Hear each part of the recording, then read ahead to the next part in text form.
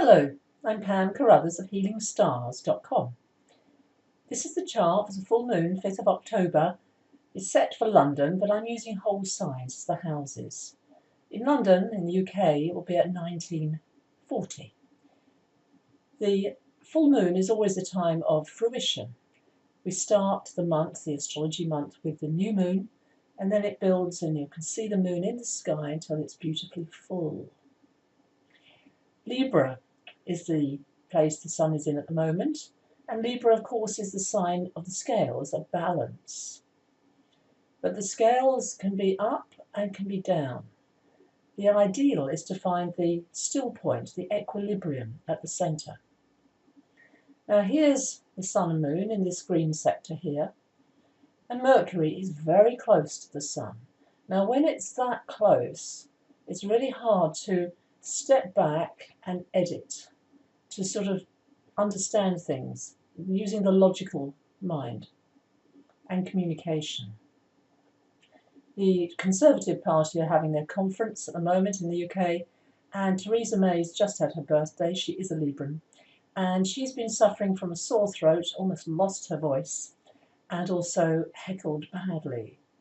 So she's definitely got caught up in this Sun-Mercury conjunction. Now that becomes exact, that Sun-Mercury conjunction, on the 8th of October, Sunday. And when that happens, it's a good time to reflect, to meditate, to go within, to hear information, listen to information below the surface of what is superficially being said. The moon, the full moon, is always the full moon. The moon is opposite, in the opposite sign to the sun. And currently this full moon is in Aries. Now this is the dynamic of Aries and Libra of relationships. Aries is all about me, and Libra is all about you, the other, we. And both the sun and moon and Mercury as well are forming a T-square. This is Pluto at the top here in the royal blue sector, Capricorn. Very slow moving, Pluto going through a sign. So now at this full moon we're being asked to look at the god of the underworld, the unconscious. Now the problem with the unconscious is it's exactly that, it's not conscious. But we're being asked to waken up, especially in America with the events over the last few days. Uranus is the awakener. Uranus is sitting here in the UK. It's right at the end of Aries. It's going to change sign next year, but it's not there yet. And it's opposite Jupiter. It's just been opposite. And Jupiter exaggerates whenever it touches. Now Pluto, the unconscious, is basically where the buried treasure lies. And I specialise in helping people with their issues that maybe are unconscious, with the map called Psychology of Vision, which I love. It's brilliant. Okay, now the next thing to look at is Jupiter.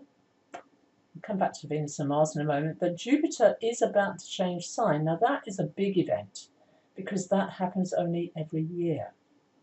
Jupiter will move into Scorpio on Tuesday, the 10th of October, next week. And that's really good news for all the water signs, including me. I'm a Scorpio. So it's good news for Cancers, Scorpios, and Pisces. Because Jupiter always brings good fortune, a feeling of faith and optimism in good times, great good fortune. So think back about 12 years ago, and any 12-year cycle, that's what Jupiter is about, 12 to 13. It doesn't change sign on the exact date every year. So that's one very big event, and more, I talk about more of that later. But let's come back to Venus and Mars. The Sun is ruled by Venus, and Aries is ruled by Mars, and here they are together. Now this doesn't happen very often. It's one of those strange but true things. Often, you know, Mars and kind of chases after Venus, and just as he's about to join Venus, Mars goes retrograde and doesn't see her again. Mars is a 2-year cycle. Venus is a 1-year cycle, roughly. So this is a very important conjunction.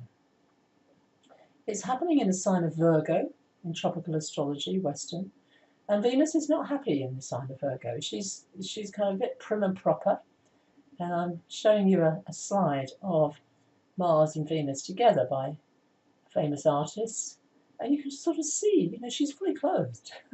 It's like, ooh, that's interesting.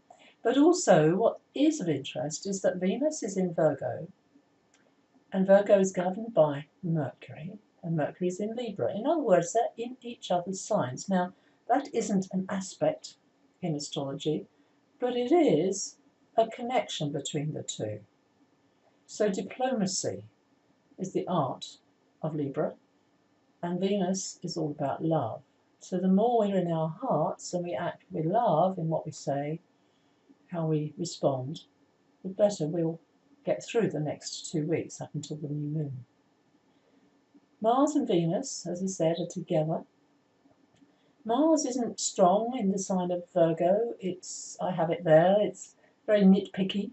Perfectionist is the difficulties of Virgo. But also it's a very good time for health and healing. I've spoken a lot about that in my last newsletter. What next? Chiron. Chiron in Pisces is playing a role at this time, because if you see Chiron's at 25 of Pisces, what will happen is the Virgo, Venus and Mars, will come and oppose that Chiron. Chiron is also at a square, right angle, tension to Saturn as well. And because Chiron's moving backwards, Saturn's moving forwards, that is now forming. And that's a very tough combination of energies. Sacrifice issues, deep healing coming up, feeling of being forsaken, no one cares, there's Pisces, you're on your own, a victim. This is a very difficult transition that we're all going through, I believe.